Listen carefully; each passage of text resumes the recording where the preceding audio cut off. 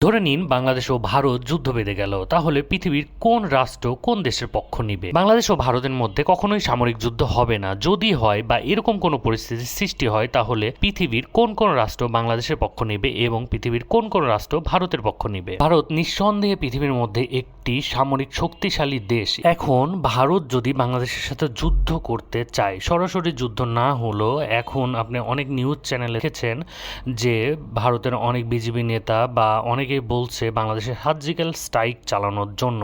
এই ধরনের পরিস্থিতি যদি সৃষ্টি হয় তাহলে কি ঘটবে? যদি ভারত সত্যি সত্যি বাংলাদেশের উপর সার্জিক্যাল স্ট্রাইক চালায়, তাহলে বাংলাদেশ তো আর বসে থাকবে না। ভারতকে সহযোগিতা করবে পৃথিবীর কোন কোন রাষ্ট্র? এখানে দুই ধরনের সহযোগিতা রয়েছে।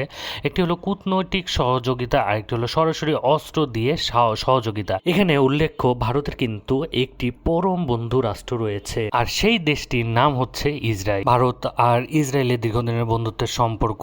ভারতের যদি অস্ত্রের প্রয়োজন হয় বা কোনো কূটনৈতিক সহযোগিতা বা কোনো তথ্যের প্রয়োজন, অবশ্যই ইসরায়েল তাকে সরাসরি বা পরোক্ষভাবে সহযোগিতা করবে। এরপরেই ভারত সহযোগিতা পাবে রাশিয়ার থেকে, কারণ রাশিয়ার সাথে ভারতের দীর্ঘদিনের ভালো সম্পর্ক রয়েছে, আর ভারতের প্রয়োজনে রাশিয়া অবশ্যই এগিয়ে আসবে। ক্ষেত্রে রাশিয়া থেকে যদি ভারত সামরিক সহযোগিতা সরাসরি নাও পায়, তাহলে অবশ্যই কূটনৈতিক সহযোগিতা পাবে। ওদিকে রাশিয়ার সঙ্গে কিন্তু বাংলাদেশেরও খুব ভালো সম্পর্ক রয়েছে, তাই এই ক্ষেত্রে হয়তো রাশিয়া মিডিল পয়েন্ট দখল করতে পারে বা চুপচাপ থাকতে পারে। অপরদিকে নেপাল, শ্রীলঙ্কা, জাপান যে ছোট ছোট পার্শ্ববর্তী দেশগুলো রয়েছে, এগুলো দেশ থেকে মনে হয় না ভারত তেমন কোনো সহযোগিতা পাবে। এখন যদি বাংলাদেশ সরাসরি যুদ্ধে জড়ায়, তাহলে বাংলাদেশকে সাপোর্ট দেওয়ার মতো এমন কোনো দেশ কি আছে? হ্যাঁ, আছে।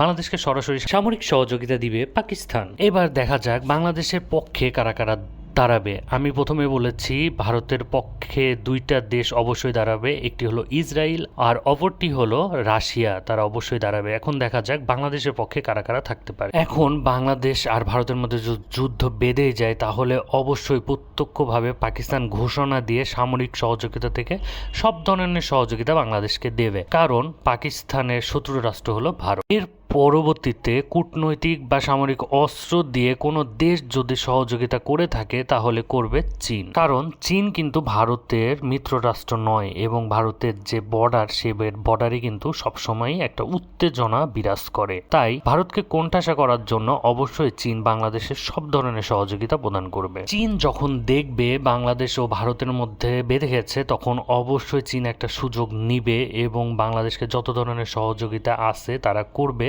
শুধু ভারতকে কোণঠাসা বা দুর্বল করার জন্য। এছাড়াও আশেপাশে অনেক ছোটখাটো দেশের সহযোগিতা পাওয়া যাবে এবং আরেকটি দেশ আছে যারা প্রত্যক্ষ সহযোগিতা করতে পারে, সেটি হলো তুরস্ক। তুরস্কের রিসেপ তাইয়েপ এরদোয়ান রোহিঙ্গা প্রসঙ্গেও বাংলাদেশের পাশে অনেক সময় দাঁড়িয়েছে। ধরনের পরিস্থিতি তৈরি হোক, এটা আমরা কখনোই চাই না, কারণ যুদ্ধ কারোর জন্যই ভালো কোনো কিছু বয়ে আনবে না। তাই এই প্রসঙ্গে আপনার মতামত কি অবশ্যই কমেন্ট করে জানাবেন। ভিডিওটি যদি ভালো লেগে থাকে তাহলে চ্যানেলটিকে সাবস্ক্রাইব করে ভিডিওটি শেয়ার করবেন। ধন্যবাদ সবাই।